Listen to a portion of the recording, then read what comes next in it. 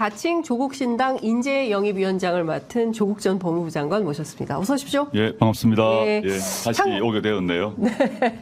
예, 그때는 정치에 대해서는 아직 전이셨고 이제는 신당을 만드셔서 예, 이제 예. 정치인으로 저희 인터뷰에 오셨습니다. 그때도 환영합니다. 뭐 마음의 준비는 하고 있었죠. 예, 여러 사실상. 친구 동지들과 얘기가 많이 깊숙이 되어 있었고요. 예, 그 사이에 야위신 것 같아요. 몸무게 좀 빠졌어요. 예, 사실. 그러게. 워낙 새벽부터 밤까지 일정이 너무 많아서 예. 뭐 경황이 없네요. 예. 새벽 6시 한 40분경에 문자 주시고 그러시니까 미안합니다. 엄청 부지런하게 움직이고 계시다. 창당 준비 잘 되고 있습니까? 차질 없이 진행 중이고요. 네. 사실 뭐 창당 준비하는 실무 인력들이 정말 경황이 없는 상태인데 네. 지금 예정대로 다 거의 문제가 없는 것 같고 3월 첫 주 내로는 중앙당 창당대회를 할 것 같습니다. 3월 첫 주에. 네네. 예, 3월 첫 주에. 근데 그 창당대회인가요? 장소가. 장소가 100번 기념관에서 아니요. 거부를 해서 그러니까요. 다른 거부 곳을 이유는 뭡니까?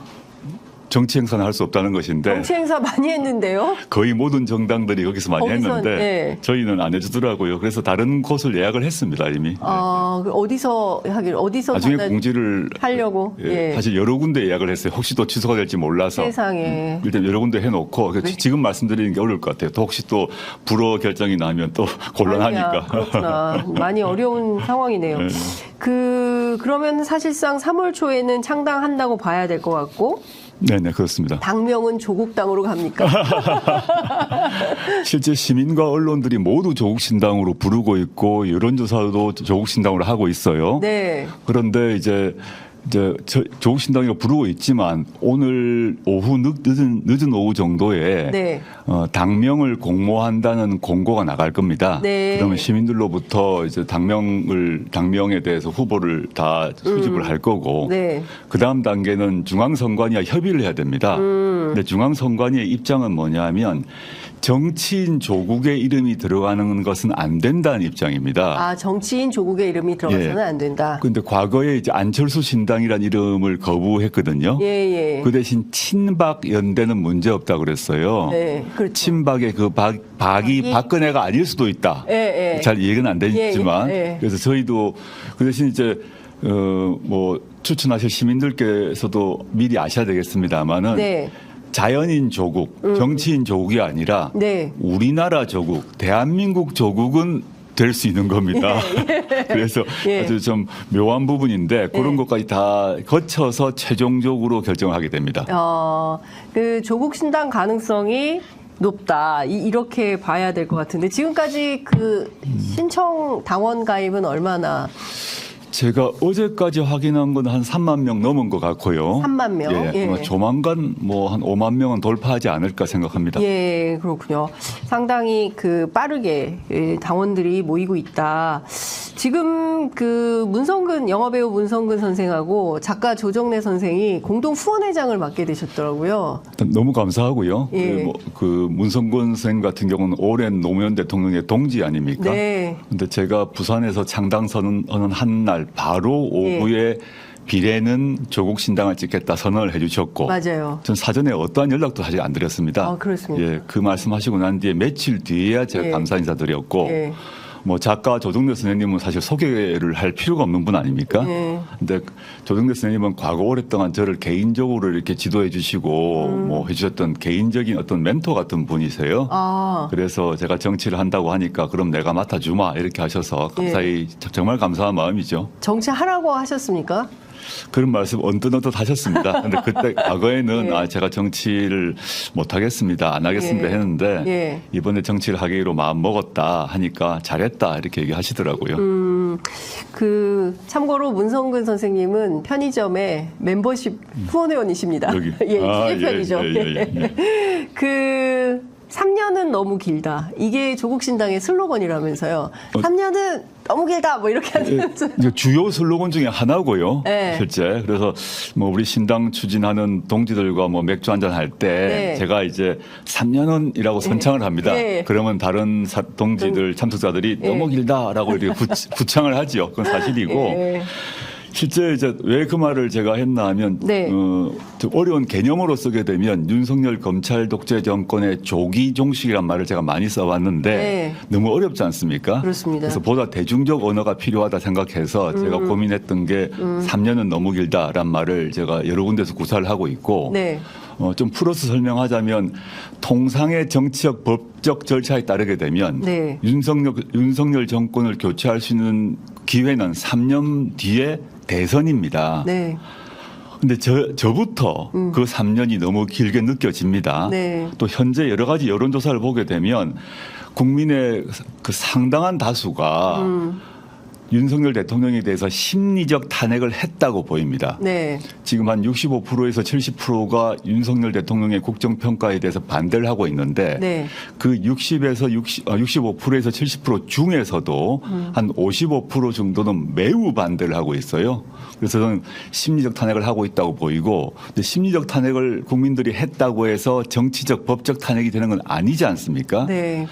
그리고 실제 많은 국민들이 이런 상태의 국정 운영으로 3년이 계속된다면 네.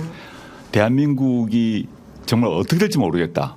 대한민국이 쌓아왔던 그런 가치와 비전과 정책과 또 뿌리가 다 흔들릴 것이라 생각을 하기 때문에 네. 여러 가지 방식을 통해서 3년을 가서는 안 되겠다.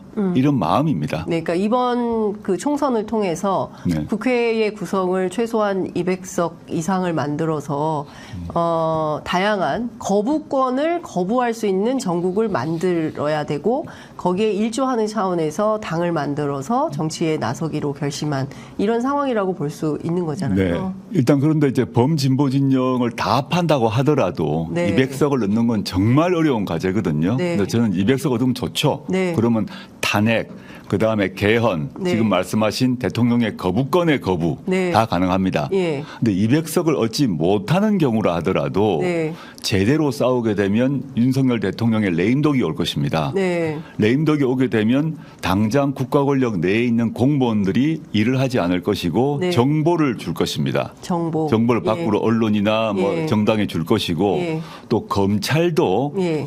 이게 죽어가는 권력이네, 힘이 빠진 권력이네 하게 되면 윤석열 그 정권의 핵심에 대한 수사를 재개할 수도 있습니다. 네. 그렇게 되면 200석이 아닌 경우라 하더라도 네. 총선 이후에 제대로 싸운다면 조기 종식의 문이 열릴 것이다 생각하고 있습니다. 네.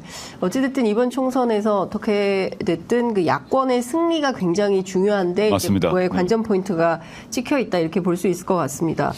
어제 이태원 그 참사 유족들이 그 농성하고 있는 서울광장 분향소에 다녀오셨어요. 예, 예. 그 책을 한 권 드셨더라고요. 예. 정부가 없다. 이것도 사실 갑자기 저희 그 작가분께서 한동훈 위원장이 그 귀국하던 책을 들고 이게 왔던 거하고 비슷한 장면이냐. 정치인 다 되셨다. 뭐 그걸 이런. 생각한 건 아니고요. 그 예. 저자 정혜성 씨가 예. 저와 문재인 정부 청와대에서 같이 일을 했던 사람입니다. 그 문화일보 기자 출신이고 당시 청와대에서 디지털 소통센터장을 했는데 네. 이태원 참사의 원인과 대책에 대해서 정말 잘 정리한 책이거든요. 저한테 책 지었다고 보내줬어요. 오래전에. 예. 그래서 제가 잘 읽었고, 네.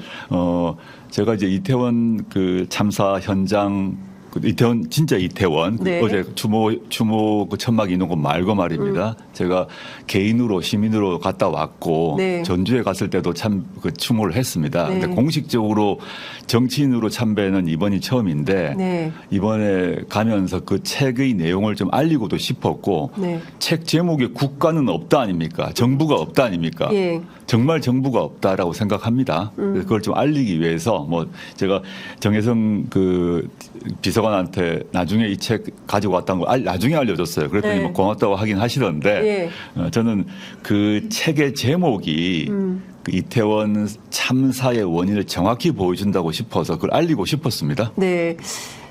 정부가 있었다면 멀쩡한 사람들이 길거리 골목에서 걸어가다가 그런 엄청난 참사를 당하지. 그 젊은이들이 잘못한 게 뭐가 있습니까? 하나도 없어요. 그 재작년에도 그 젊은이들이 같은 장소에 와서 놀았습니다. 그런데 그런 사태 안 일어났거든요. 근데 왜 윤석열 정권 하에서 그런 일이 벌어진지에 대해서 이 정권 중에 어느 누구도 말하지 않고 어느 누구도 사과하지 않고 뻔뻔하게 이태원 그 유가족들을 오히려 뭐 좌빨 세력이다, 진보 세력이다, 뭐 돈을 벌려고 저런다라는 비난을 하고 있습니다. 이건 정말 인간이 아닌 정권이다라고 생각합니다. 인간의 얼굴을 쓰고 있지 않다 생각합니다. 윤석열 정권은 인간의 얼굴을 한 정권이 아니다. 예, 말씀 주셨습니다.